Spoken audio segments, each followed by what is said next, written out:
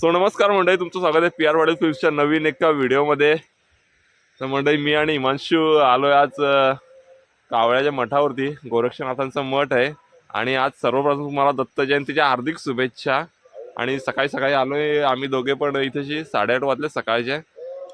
काहीतरी कार्यक्रम पण आहे वाटते, काय माहीत नव्हतं आम्हाला.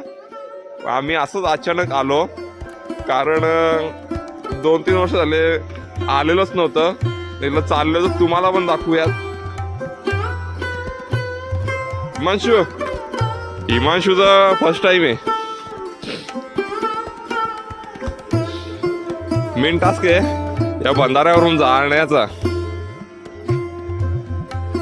एवढं काय पाणी नाही, पण आपली फेरी वाचली याच्यामुळे. कारण काय माहिती आहे, जर बंधाऱ्यावरून पाणी जात असला ना तर आपल्याला पूर्ण त्या पालीवरनं परत माळा ते माळेपाडा असं म्हणजे फिरत कावळ्याला यायला लागला असतं. आपलं 10 मिनिटामध्येच काम झालंय. वाड्यावरून निघलो, तोपर्यंत तुम्ही कसा आलो ही माहिती बघा आणि आम्ही जातो तोपर्यंत पुढची माहिती तुम्हाला दाखवतो. शिव गोरक्षनाथ मठ कावळे हे वाड्यापासून 16 किलोमीटर ते विक्रमगड पासून 14 किलोमीटर आणि पालकर पासून 45 किलोमीटरच्या हाकेच्या अंतरावरती आहे.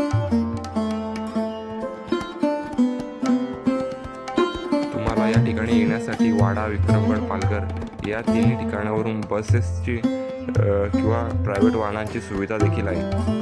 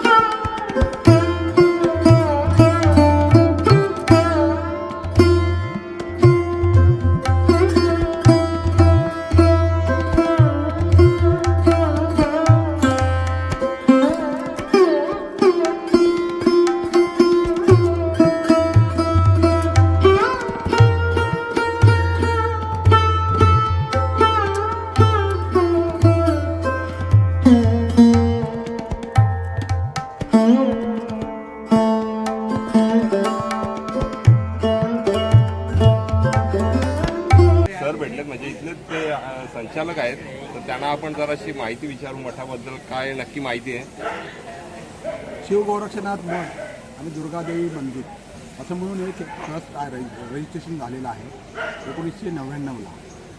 आणि ह्या जागेचा महिमा म्हणजे फार पूर्वीपासून इथे पाण्याच्या प्रवाहाने नदीपात्रामध्ये एक शिवलिंग तयार झालेलं होतं. अनादिकालापासून आहे, पाण्याच्या प्रवाहाने तयार झाले. त्याच्यामुळे दरवर्षी आमचे वडील, आमचे आजोबा, आमचे पंजोबा ह्यापासून म्हणजे 3-4 पिढ्यापासून इथे दर्शनाला येतात.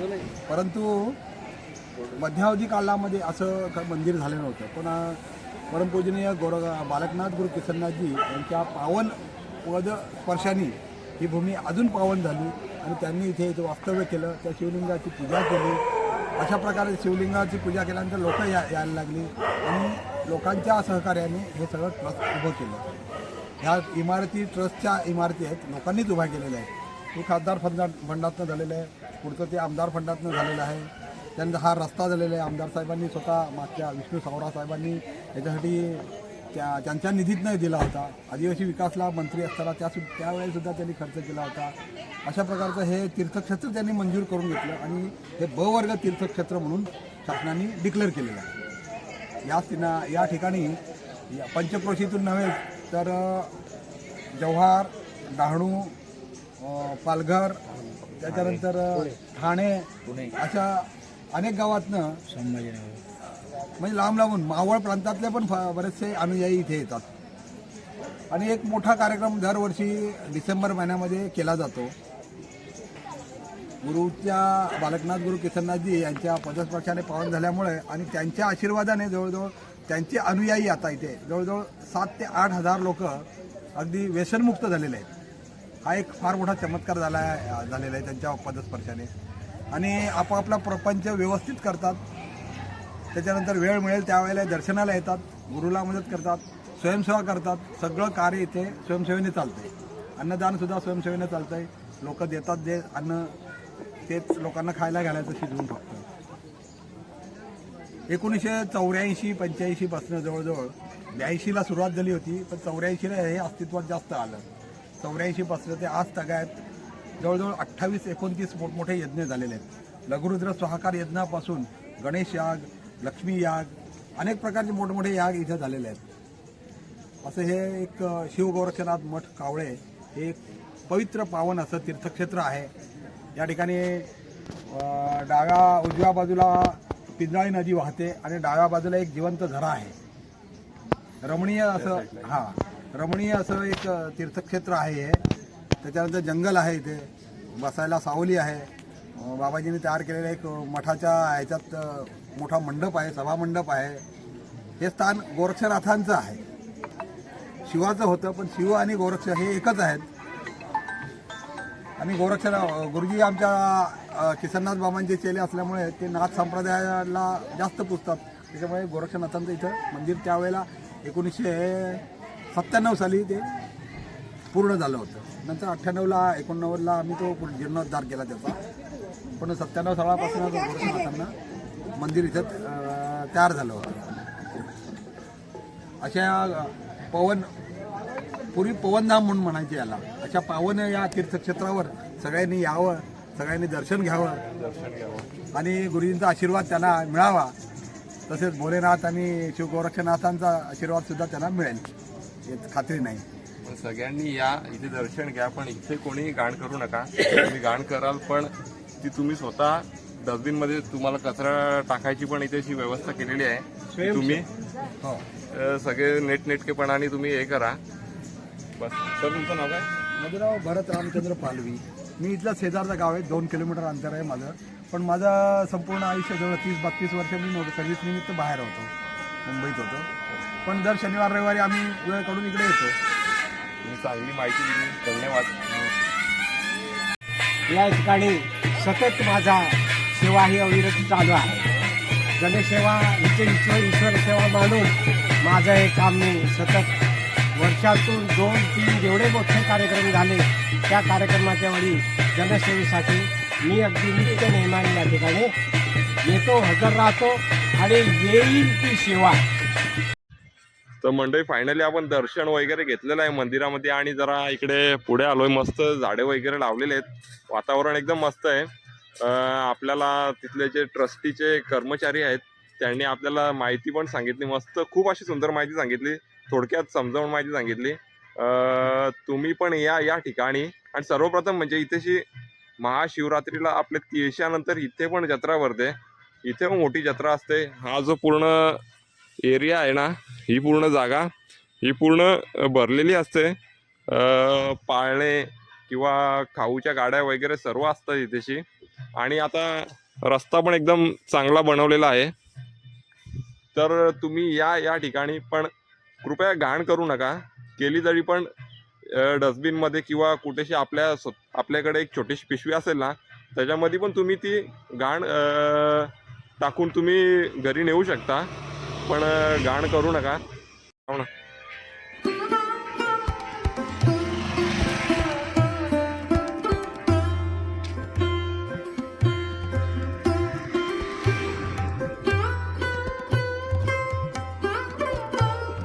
तर मंडळी फायनली आम्ही दर्शन घेतलंय, माहिती पण घेतली आणि इकडे पण जरा जाऊन आलो आणि आता आलो इथे ना, ही आहे पिंजाळ नदी. ही पिंजाळ नदी नंतर जाऊन पुढे वैतरणा नदीला मिळते. दोन्ही नद्यांचा संगम होतो आणि इथेशी आहे पुढे ही महादेवाची पिंड आहे. तर तिथे जाण्यासाठी आपल्याला ना पाण्यातून जावं लागेल.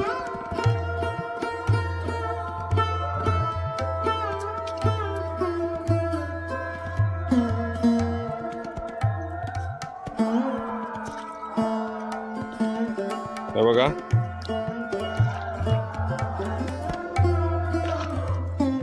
ए हिमांशू, पाय सरकतो कसा, हळूहळू आहे. हा नाही, पाणी आहे एवढाच आहे, पण जरा पाय सरकतायत तर हळू आहे. हे का माझ्या पोटऱ्यांपर्यंत एवढं पाणी आहे. एवढ्यात लेडीज वगैरे येऊन गेल्या, आम्ही आलो नाही, गर्दी होती म्हणून. आता जाताना आपण दाखवूयात तुम्हाला. आणि पोहोचलो.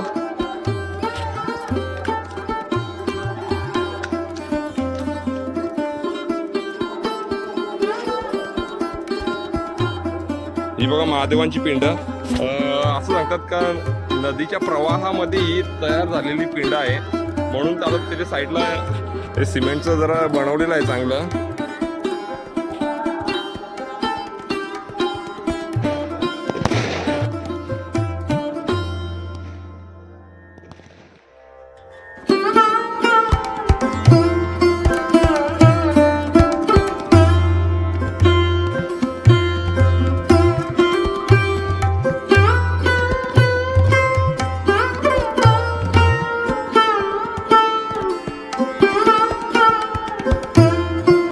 म्हणजे तुम्हाला आजचा ब्लॉग कसा वाटला नक्की कमेंट करून सांगा. परत आलोय बंधाराच्या या साईडनं. तिकडे जरा होम चालू होतं म्हणून अजून एक गोष्ट बघायची राहिली ती म्हणजे जिवंत पाण्याचा जरा होम चालू होतं म्हणून काहीतरी कार्यक्रम आहे त्यांचं, म्हणून त्यांनी होम पेटवलं होतं. म्हणून ते आपल्याला तिथे जायला नाही भेटलं कारण गर्दी खूप होती म्हणून गेलो नाही. तर तुम्हाला आजचा ब्लॉग कसा वाटला नक्की कमेंट करून सांगा. चॅनलला लाईक करा, शेअर करा आणि सबस्क्राईब करायला विसरू नका. मिळूयात पुढच्या एका ब्लॉगमध्ये लवकरच.